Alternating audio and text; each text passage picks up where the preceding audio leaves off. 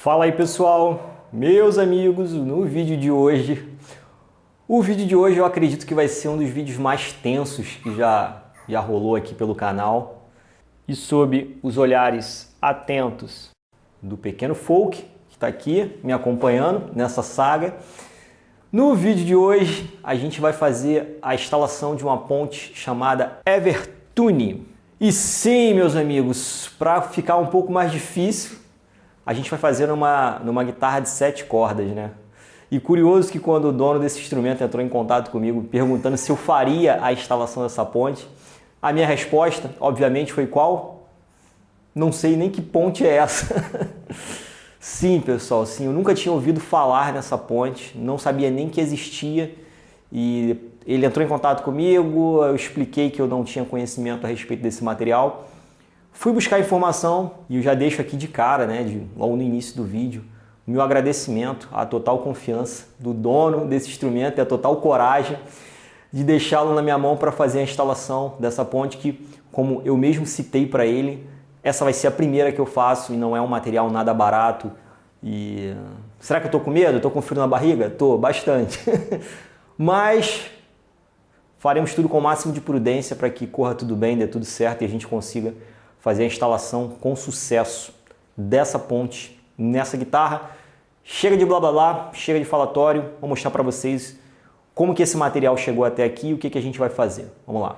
Meus amigos, essa será a guitarra em que instalaremos a Evertune. É uma guitarra Schecter de 7 cordas, né? O desafio tinha que ser completo. Se fosse uma guitarra de 6 já seria difícil, mas para dificultar ainda mais, faremos logo a instalação numa guitarra de 7 cordas. E a ponte, para quem, assim como eu, não conhecia, pois agora eu conheço, é essa coisa esquisita aqui que parece até sei lá, cara, uma peça de carro. Acho que se eu encontrasse uma peça dessa na rua, eu juraria que isso tinha caído de um caminhão ou de sei lá, de algum carro um pouco maior. Então é essa ponte aqui, tá? Cheio de mola, cheio de engrenagem. Esse kit, ele vem com o manual, obviamente, né? Curioso que vem com umas brocas para serem utilizadas. Vem essa chapinha, vem essa chavinha aqui para fazer a afinação, vem mais essas outras chapinhas com esses parafusos, esses parafusinhos aqui. Legal que o cliente também me trouxe esse material, que é uma espécie de gabarito com as medidas. E curioso também, eu não sei precisar para vocês se isso vem junto com a ponte ou se você compra à parte.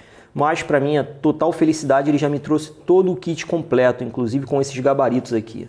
Então é isso aí, meus amigos. Apertem os cintos e vamos comigo nessa aventura que começa agora. Nossa, que dramático, hein?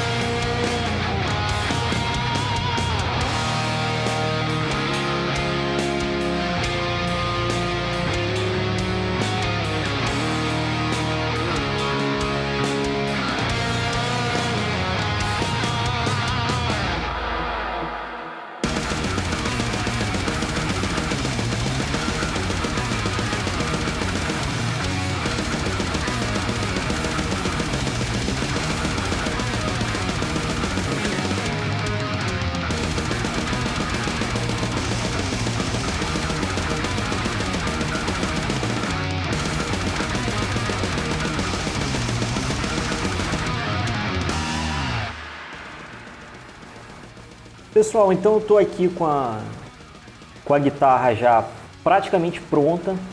Todas as furações foram feitas, graças a Deus, com sucesso. Tudo deu certinho, tudo se encaixou. Mas como na internet eu não vi nenhum tutorial de como instalar essa ponte, nenhuma dica, nenhum macete, então eu acabei levando um pouco mais de tempo do que eu achei que eu fosse levar. Mas o importante é que no final tudo deu certo. E como não há na internet material falando sobre essa instalação, por que não fazê-lo, né? Agora que já está com a furação toda feita, como vocês podem ver aqui, ó, é uma imagem um pouco traumática, mas é um mal necessário.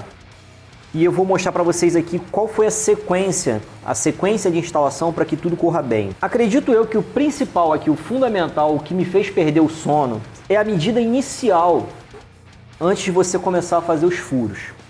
O que eu fiz aqui?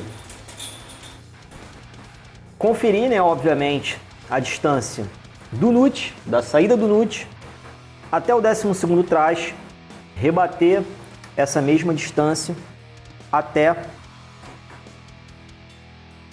esse local aqui, que é justamente o eixo, eu vou representar com isso aqui, é o eixo onde vão ficar esses dois furos. Uma vez acertados esses dois furos, entra em ação essa ferramenta aqui que é fundamental para você começar o trabalho. Isso aqui são dois gabaritos, a gente tem aqui dois gabaritos de acrílico, a gente tem uma marcação em cruz aqui, um X aqui no meio. É exatamente para você alinhar essa marcação do meio com o eixo central do instrumento, o meio exato do instrumento. Esse segundo eixo, ele vai ficar alinhado exatamente na medida que a gente rebateu do 12º traste para cá. Um dos motivos daquelas buchas é para que você possa fazer esse furo a 90 graus certinho do corpo do instrumento.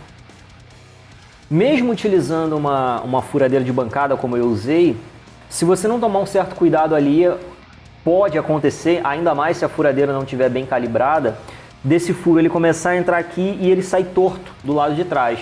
O que vai acontecer da gente ter uma furação totalmente torta do lado de trás. Essas buchas elas fazem como uma espécie de uma guia para a broca descer certinho. Uma vez feito os 4 furos, a gente vai entrar com esse gabarito aqui, esse aqui. Inclusive, esse gabarito é para cá. Esse gabarito, aqui, assim. A gente pode observar que ele tem um pequeno chanfro aqui desse lado. Ele não é completamente reto, ele tem uma entradinha aqui, ó. Eu não sei se a câmera vai conseguir pegar, mas ele tem uma pequena entradinha. Essa entradinha, ela fica voltada para o lado mais grave das cordas. E aí você alinha aqui por cima e aí com a broca, a gente atravessa a broca aqui, ela serve de referência para a gente posicionar esse gabarito, tá? Uma vez posicionado, fita dupla face, para o gabarito poder assumir exatamente o local onde a gente vai passar a tupia. E aqui é bacana também que no próprio gabarito, ele tem a marcação, embora esses outros dois furos estejam tampados no gabarito, ele tem a marcação do eixo aqui para você conferir se você está no caminho certo. Isso foi bem interessante, achei bem legal do fabricante. E aí começa a entrar os detalhes principais das medidas, né? Aqui é necessário que essa medida aqui, ela tenha 1 polegada de profundidade. Aqui a gente tem, eu não sei se a câmera vai conseguir focar, aqui ele dá 2 medidas, a medida em polegadas e a medida em milímetros. 1 polegada ou 25,4 milímetros. Essa medida é uma das mais importantes, que é a medida da profundidade da ponte. Passei a tupia aqui, entrei com a tupia, cavando 1 polegada ou 25,4 milímetros para dentro. Uma vez feito isso, a gente vira o instrumento ao contrário. Lembra aqueles 4 furos que a gente fez que atravessou, que vazou para o lado de cá? Imaginem vocês que isso aqui está tampado ainda, que a gente não tem essa furação aberta. A gente vai entrar com esse gabarito aqui. Eles mandam um gabarito com 4 furos e 6 furinhos fininhos. O que a gente vai fazer? Vai alinhar esses 4 furos, utilizando a broca como referência. Enfia a broca nos furos que a gente fez, nos 4 furos, para poder alinhar essa furação traseira aqui. Feito isso, a gente vai pegar a broquinha e vai fazer os 6 furinhos, porque esse gabarito ele vem com 6 furinhos. A gente vai fazer 6 furinhos aqui. Beleza, a gente acabou de marcar, de transferir a furação interna, a furação frontal, para a parte traseira do instrumento. Uma vez feito isso, a gente vai pegar esse outro gabarito que eles enviam. Vocês observem que ele tem um retângulo maior e um retângulo menor. A gente vai alinhar com esses 6 furinhos que a gente acabou de fazer, utilizando as broquinhas que vieram, né?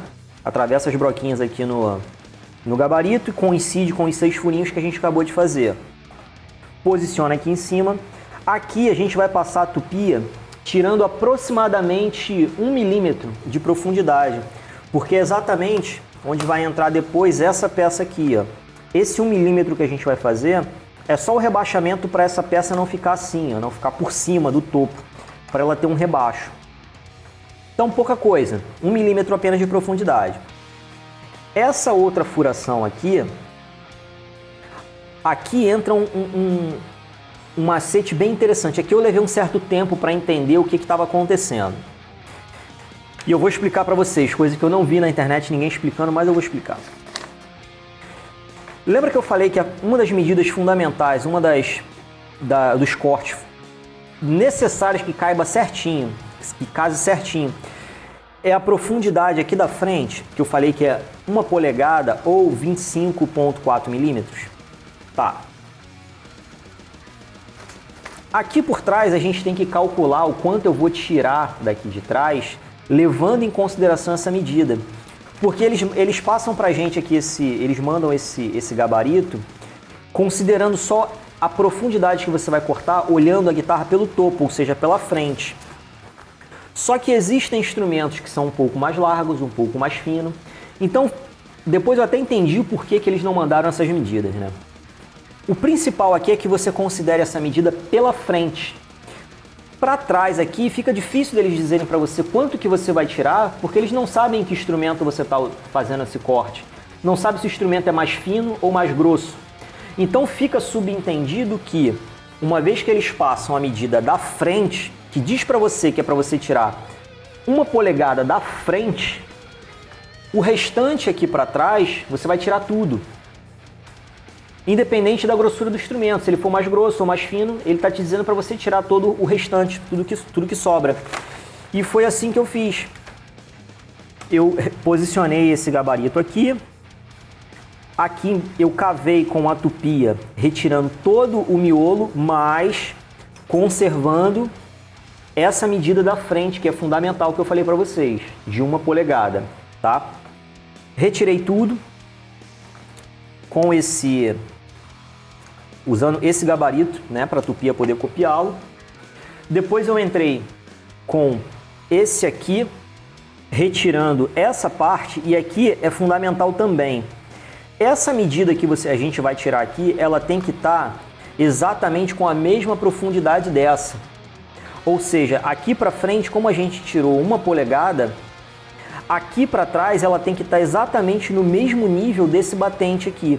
Então eu tive que medir com a régua e até mesmo com a própria fresa da tupia, fazendo com que a fresa encostasse aqui nesse batente e depois eu transferi essa medida para cá.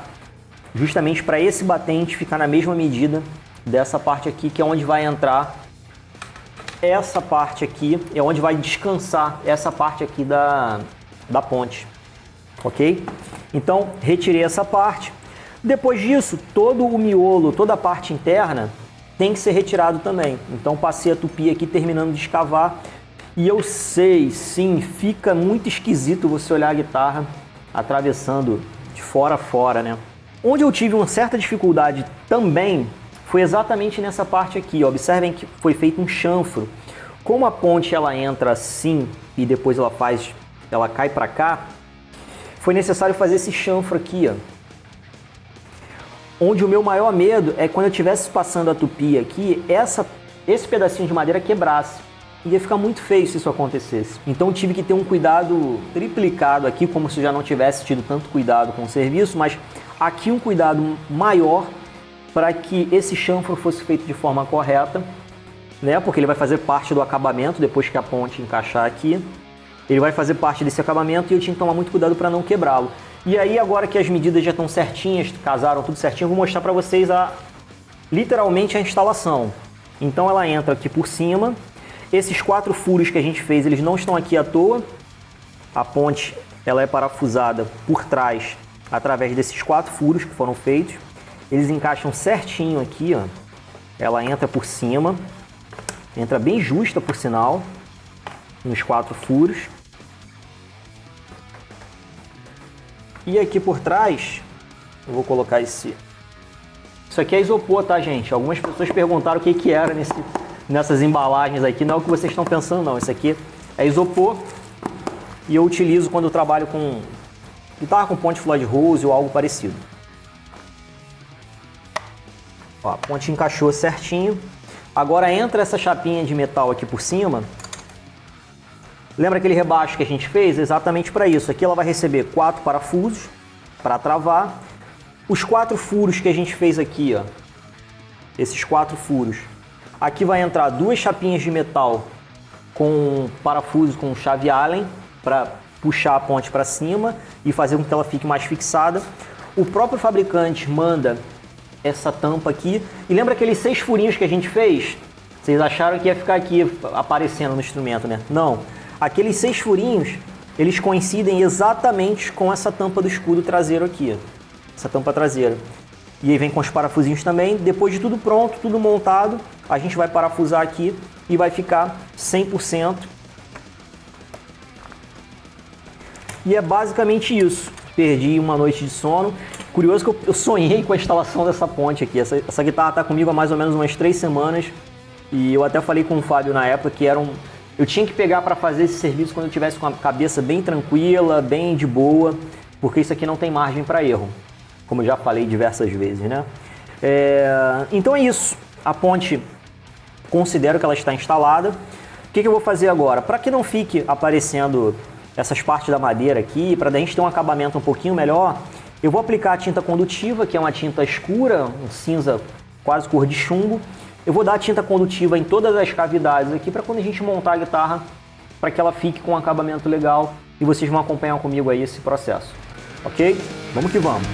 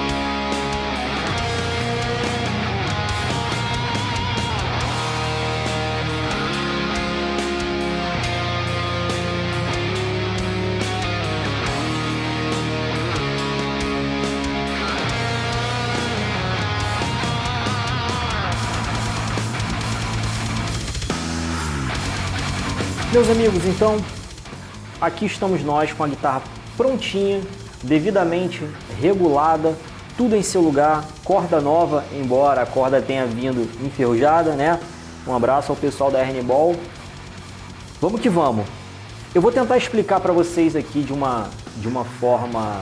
Vou tentar ser o mais claro possível, explicar para vocês como que funciona essa bruxaria por trás dessa não desafinação da guitarra. Eu vou mostrar para vocês aqui qual que é a lógica por trás dessa bruxaria. Acho que a palavra mais indicada é exatamente essa. Vamos lá então. Conforme o próprio manual do fabricante, ele informa que essa ponte ela tem o que eles chamam de duas zonas, na verdade 3 zonas. O que seria essa primeira zona?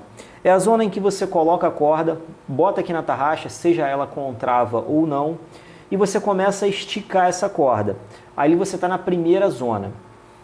A segunda zona é a zona em que a corda atinge a entonação que você já, eu vou chamar de programou, mas a gente vai falar um pouco mais sobre isso ao longo dessa breve explicação que eu vou dar. Assim que a corda atinge essa nota que você deixou pré-programada, a gente entra na segunda zona. O que é essa segunda zona?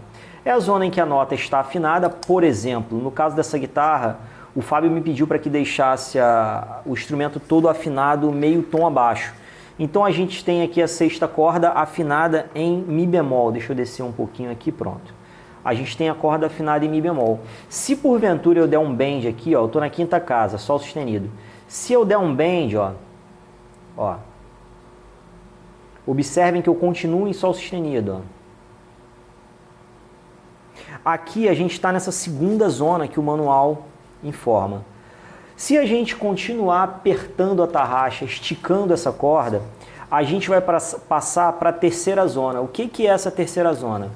É a zona em que a ponte ela para de agir, ela para de funcionar como a conhecida Evertune, ou seja, ela para de compensar essa oscilação da nota e aí você consegue utilizar o instrumento como um instrumento normal, entre aspas, ou seja, você consegue dar os bends e ele vai soar como um bend sendo dado no instrumento.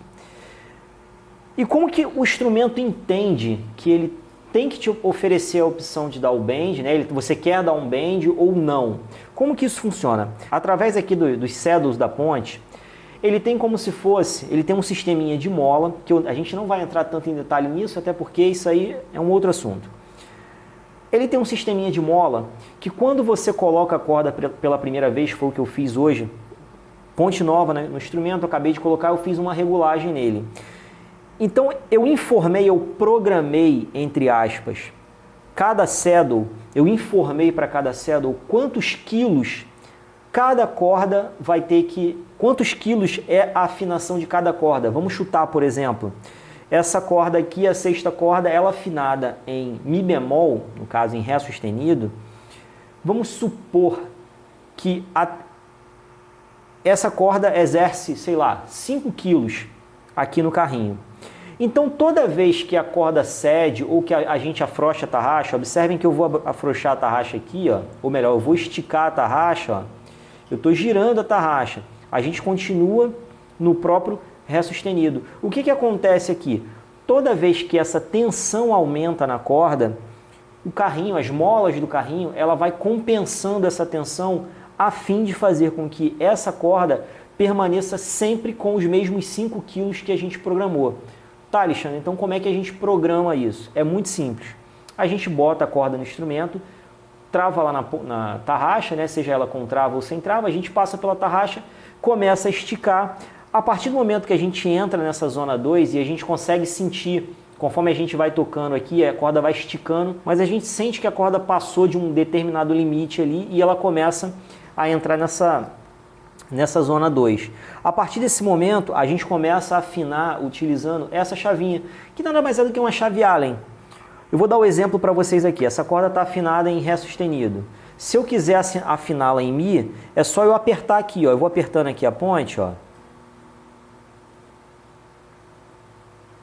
Ó, eu estou apertando aqui esse parafusinho.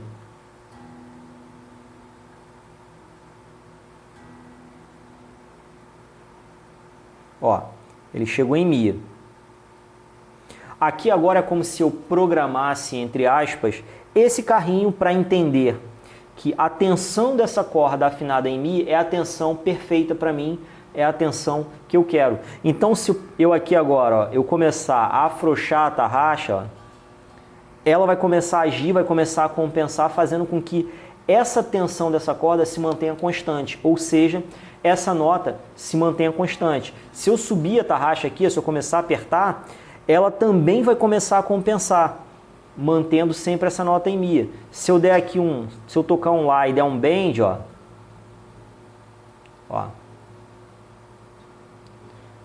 eu continuo com o mesmo Lá que eu teria se eu tivesse com ele sem dar o bend.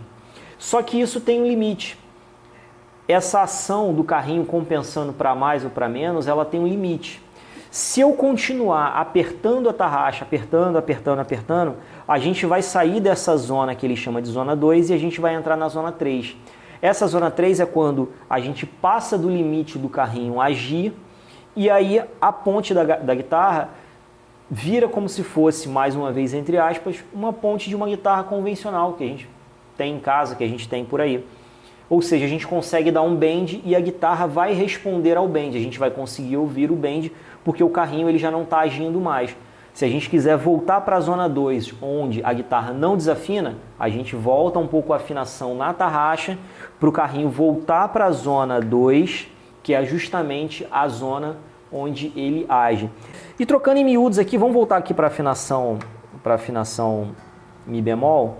Ó, não estou mexendo na tarraxa, eu vou voltar aqui na molinha. E esse parafuso, essa chave Allen aqui que encaixa nesse parafuso, esse parafuso é o responsável por fazer essa programação, mais uma vez, entre aspas. Ele com certeza ali ele trabalha com um sistema de mola ali dentro que compensa o peso que essa corda está fazendo e faz com que ele entenda, por exemplo, se o dono dessa guitarra quer essa corda com 5 quilos, aplicando 5 quilos aqui de tensão nessa corda. Então toda vez que ela afrouxar, a mola compensa para mais, e toda vez que a corda tensionar demais, ou seja, toda vez que eu der um bend, a mola compensa a fim de afrouxar essa tensão aqui e fazendo com que essa afinação se mantenha constante. Muito interessante, muito inteligente os engenheiros que projetaram isso aqui. Confesso, como eu disse lá no início do vídeo, confesso mais uma vez, eu não conhecia esse sistema. Talvez já tenha escutado falar, mas entrou num ouvido e saiu pelo outro. Eu não tinha o mínimo conhecimento a respeito desse material. E é óbvio, assim que eu topei fazer a instalação dele, eu fui correr atrás de informação na internet, principalmente na internet, vídeos de YouTube. Aqui no Brasil tem poucos vídeos falando sobre isso, tem mais vídeos de músicos tocando em instrumentos com esse tipo de ponte. Lá fora tem alguns vídeos no YouTube, mas é aquele vídeo muito superficial, é aquele vídeo que mostra mais o cara fazendo ali, mostrando a ferramenta, mostrando aquela cena bonita com a pó da serragem voando e tal, mas explicar exatamente como funciona, eu pelo menos, e aí eu não vou dizer que não exista porque eu não quero ser injusto, mas eu não encontrei nenhum vídeo explicativo mostrando como que é feita a instalação. E aí fica esse nosso vídeo aqui como um tutorial também para quem pretende instalar ou tem alguma dúvida a respeito. Espero poder estar contribuindo aí com vocês. E é isso, através dessa molinha aqui, eu disse para essa corda, para esse saddle, que essa corda aqui, ela tem que ficar afinada em Ré sustenido ou Mi bemol, para quem preferir. E aí a gente pode mexer na tarraxa à vontade. Eu vou mostrar para vocês como que a gente passa para a zona 3, que é essa zona aqui onde a gente consegue dar o bend, ó. Eu vou continuar girando a tarraxa.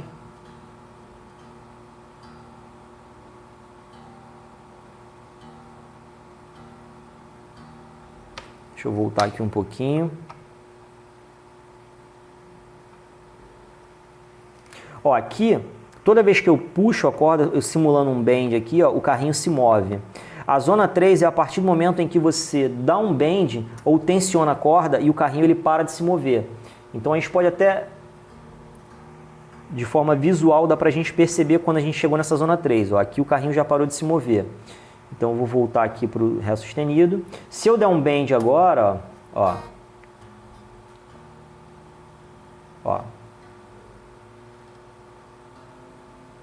Tá vendo? Meu bend aqui agora ele tá agindo, ó.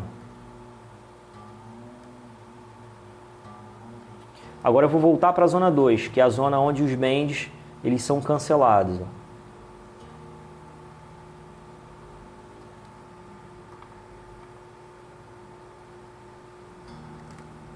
Ó, agora se eu der um bend, ó,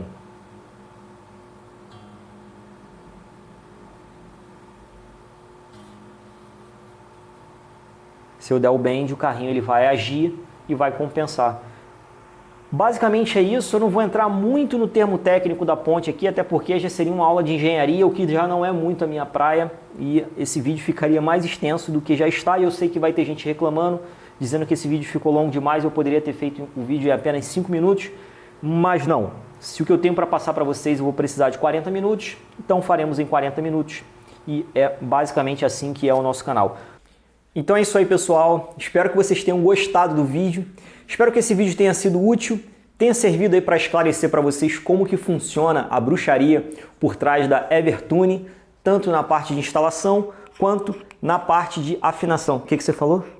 Cara, eu quase que esquecia. Pessoal, foi o que está dizendo para vocês se inscreverem no canal, deixar o like aqui, comenta o que vocês acharam desse vídeo, se foi legal, se foi bacana. O que você disse também? Ah, tá. Não tem como a gente se despedir desse vídeo, obviamente, com a belíssima estreia do nosso amigo Folk. Não é isso, cara? Tu tá famoso, hein?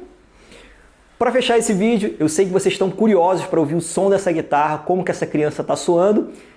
E ninguém mais indicado para fazer isso do que o próprio dono do instrumento, super, ultra, mega corajoso de ter confiado a sua guitarra em minhas mãos, mesmo sabendo que essa seria a primeira vez que eu faria essa instalação desse tipo de ponte, nesse tipo de guitarra.